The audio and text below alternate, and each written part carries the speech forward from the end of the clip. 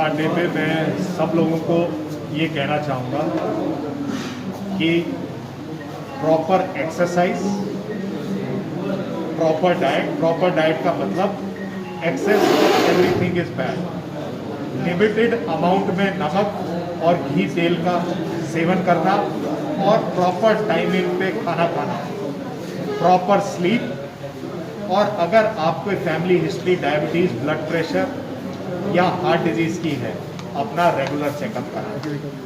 The most important thing is अपनी pulse rate को देखते रहें। Let us beat the heart to beat heart attack. ऐसी क्या चीज़ें जिनको नज़रअंदाज ना करें तो हार्ट डिजीज से बचा जा सकता है? नज़रअंदाज जो मोस्ट कॉमन है, एक स्ट्रेस को सबसे ज़्यादा कम करें इस वक्त, और फिजिकल एक्टिविटी प्रॉपर रखें अगर, तो आपको हार्ट डिजीज़ का रिस्क कम।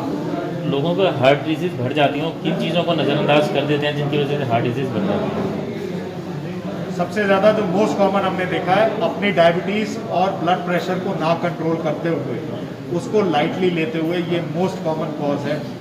और थर्ड, स्मोकिंग या टबैको इन एनी फॉर्म। ये अगर तीन चीज़ों का ध्यान रखें तो हम 30% रिस्क ऑफ हार्ट अटैक कम कर सकते हैं। सर, कोरोना की बात करें, पिछले 6 महीने से पूरा विश्व जो है कोरोना से पीड़ित है, तो कोरोना काल के अंदर जो है लॉकडाउन भी लगा, तो उस लॉकडाउन के दौरान हार्ट डिजीज़ की हम बात करें, हार्ट पेशेंट्स सवाल का जवाब दूंगा।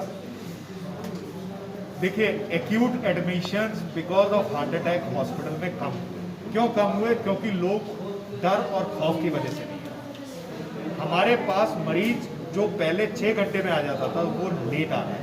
तो हमारी जो कॉम्प्लिकेशंस पिछले डेकेड में, पिछले 10 साल में जो कम हो गई थी, मैं आपको बताता हूँ, एक वेंट्रिकुलर सेप्टल रप्चर एक बीमारी है जो एक्यूट हार्ट अटैक में होता है। 1000 में पहले एक केस में होता था, और मैं पिछले अगर 5 साल में देखूं तो मैं उंगलियों पे काउंट कर सकता हूं कि मैंने जो वो पेशेंट देखे। इस कोविड एरा में, इन लॉकडाउन में भी मैं मरीज अपने फिंगर्स पे काउंट कर सकता हूं जिनको मैंने ऑपरेट किया। तो हमारे पास पेशेंट डिलेड आ रहा है, वो सिम्टम्स खौफ और डर की वजह से। मैंने अभी बताया था, एक शेयर करा था कि वो अपना हार्ट फंक्शन डिक्रीज करके आया। तो कृपया ये ना करें। मेरे पास कम से कम 70% लोग ऐसे आए हैं जो डिलेड आए। उनको कार्य करने में हमारी जो एफर्ट्स हैं वो 10 गुना ज़्यादा लगी।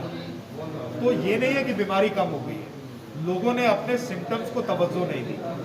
थोड़ी सी सांस फूल रही है, चलो कोई बात नहीं, लेट लेते हैं। ब्लड प्रेशर बढ़ा हुआ है, कोई बात नहीं, ये लॉकडाउन है इस वजह से। आज हार्ट रेट बढ़ गया, अरे यार कुछ नहीं, वो न्यूज़ देख ली थी कोविड की, इस चक्कर में हार्ट रेट। तो हम लोगों ने एक एलिबाई ढूंढना शुरू करा उस चीज़ को, तो ये नज़रअंदाज हो गया। हमारी कॉम्प्लिकेशंस बढ़ गई, बीमारी कम नहीं हुई है, बीमारी का इंसिडेंस उतना ही। लोगों को ट्रीटमेंट डिलेड आ रहे हैं, लेट स्टेज पे आ रहे हैं, विद कॉम्प्लिकेशंस आ रहे हैं। वो बीमारी अंदर है, वो रह रही है, स्ट्रेस रिलेटेड बीमारी बढ़ रही है। सिम्टम्स को वो खौफ कि हॉस्पिटल में जाने से हमें बीमारी हो जाएगी, सोशल डिस्टेंसिंग से बीमारी रुकेगी, हॉस्पिटल जाने से आप बीमारी, हॉस्पिटल तो ट्रीट करने के लिए बने। मैं आपको बताऊं, एक ना स्टडी हुई थी जिसमें ये देखा गया था कि कहाँ पे मैक्सिमम रिस्क है। जो मार्केट में तरकारी और वो हम खरीदने जा रहे हैं, वो ज़्यादा रिस्क है बनस्पत हॉस्पिटल में आप किसी से कंसल्ट करने जा रहे हैं। और मैं ये नहीं कह रहा हूँ, वीडियो कंसल्ट है बहुत सारे, एटलीस्ट अपने सिम्टम्स को कंसल्ट तो कर लें। आपको सिर दर्द हो रहा है, ब्लड प्रेशर बढ़ रहा है, खाना खाते वक्त आपके माथे पे पसीना आ रहा है, इन सिम्टम्स को नकारें। आपको लग रहा है गले में खराश हो रही है, ऑक्सीजन सैचुरेशन गिरने का देर क्यों कर रहे हैं? अगर टाइमली पकड़ लेंगे तो इवन कोविड का इलाज भी बहुत हम लोग इस वक्त symptomatic, see it's a new disease, everyone is learning, but still अगर आप सही टाइम पे पहुंच जाते तो सिम्टोमेटिक ट्रीटमेंट से बहुत लोगों को ठीक करा जा सकता है। लाइफस्टाइल में क्या फ़र्क पड़ा? तो लॉकडाउन में जो लाइफस्टाइल चेंज हुआ उससे क्या फ़र्क पड़ा? दोनों तरफ से डबल एज स्वॉर्ड। लोगों ने घर का खाना कर दिया, कुछ लोगों की साइकोलॉजी इंप्रूव हुई। क्यों? क्योंकि वो कभी फैमिली के साथ बैठ के उन्होंने खाना ही नहीं खाया था।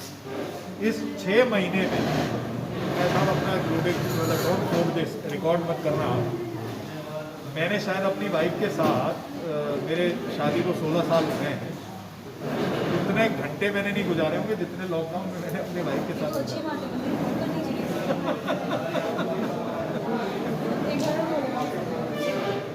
मैं आपको बताऊं तो साइकोलॉजिकली मेरे इस वक्त मैं अपनी वाइफ से, she is also a doctor, हम लोग नो डाउट इमरजेंसी में हमें जाना पड़ता था, बट फिर भी हम लोग एक साथ बैठ के शायद 16 साल में उतना नहीं बैठे जितना इस 6 महीने में लॉकडाउन में हम लोग एक साथ रहे।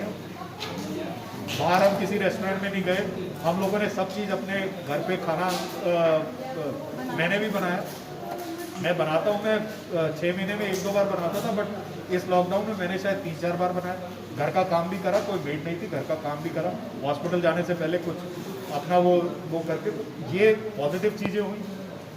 नेगेटिव चीज़ें क्या हुई? साइकोलॉजिकली मैं अपने पेरेंट्स से नहीं मिल पाया, मेरे पेरेंट्स उधर अकेले थे, हम लॉकडाउन के अंदर। ये साइकोलॉजिकल चीज़। स्ट्रेस रिलेटेड, स्ट्रेस हमें किस चीज़ का, कि मरीज को ठीक करना है। हमारे पास जो हम 1% रिस्क पे कर रहे थे, हम 15% रिस्क पे कर रहे थे, उसका स्ट्रेस था हमें कि मरीज को ठीक करना है। यंग पेशेंट है 50 साल का, इसको ठीक करके भेजना है। ये मतलब मैं कहता हूँ ये सिर्फ एक डॉक्टर समझ सकता है। ये 42 थी, इनको ठीक करना है। इनका सवाल था, साहब मेरी वाइफ ठीक हो जाएंगी कि नहीं? आप मेरे को बताओ, हमारा गोल्ड मेडल तो ये है। ये अगर ठीक तरीके से सोसाइटी में काम कर रहे हैं तो हमारा गोल्ड मेडल तो चलता हुआ ये है। अगर हम मरीज को ठीक करके नहीं आए, इनको ठीक करना हमारे ऊपर सबसे ज़्यादा टेंशन है। साहब एक स्टडी हुई थी, उसने देखा था हमारे ना रिस्ट वॉच पे, यहाँ पे, क्योंकि ये तो हमारे ग्लव्स पहने होते हैं, यहाँ पे उन्होंने हमारे पल्स, जब हम क्रिटिकल स्टेज ऑफ सर्जरी कर रहे होते हैं, हमारी पल्स रेट जो नॉर्मल 60-70 होती है, 120 तक चली जाती है। तो हम लोगों पे भी स्ट्रेस होता है कि हमें मरीज को ठीक करना है। हम लोग भी कोई इमोशनली डिटैच नहीं है, हम लोग भी पेशेंट्स के साथ उतने ही जुड़े होते हैं, एक एक चीज़ जुड़ी हुई होती है जितना एक फैमिली मेंबर जुड़ा होता है। कोविड का हार्ट्स के ऊपर क्या असर हुआ, कोविड बीमारी का हार्ट के ऊपर क्या असर हुआ, और उससे बचने के लिए कोविड से ठीक होने के बाद भी क्या चीज़ें ध्यान में रखें? या मैं आपको बता रहा हूँ, आपने दो बहुत सवाल, मैंने कोविड का तो बताया था, अभी उन्होंने बताया था इसके लिए दोबारा। तो कोविड तीनों चीज़ों, हार्ट के तीनों सिस्टम को इफेक्ट कर रहा है। हार्ट के 3 सिस्टम होते हैं, एक वाल्व सिस्टम और मसल सिस्टम, एक करंट सिस्टम और एक आर्टरी सिस्टम। तीनों को इफेक्ट कर रहा है। जब वो मसल को इफेक्ट करता है तो हमारे टेक्निकल टर्म में मायोकार्डाइटिस कहते हैं। उसकी वजह से ये हार्ट फंक्शन कम हो जाता है और वो काम करने की क्षमता उसकी 25%।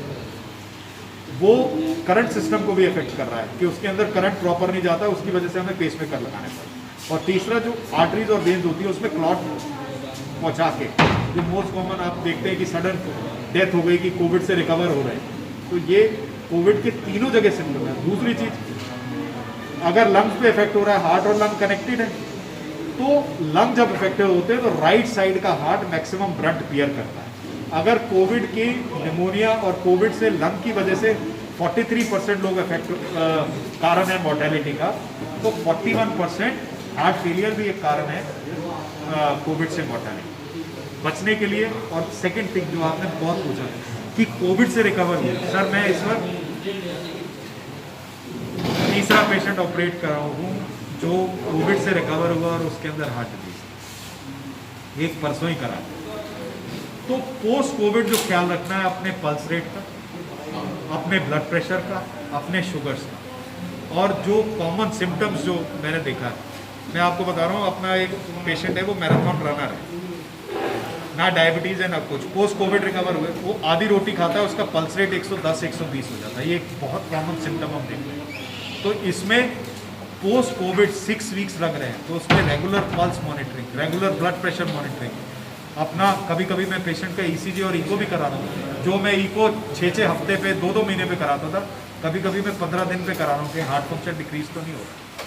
तो रेगुलर चेकअप तो है, बट मोस्ट कॉमन जो घर पे वो चेक कर सकते हैं अपना पल्स रेट। इससे वो, और बचने के लिए, कोविड से बचने के लिए सिर्फ एक चीज़ है, proper sleep, mask and social distance.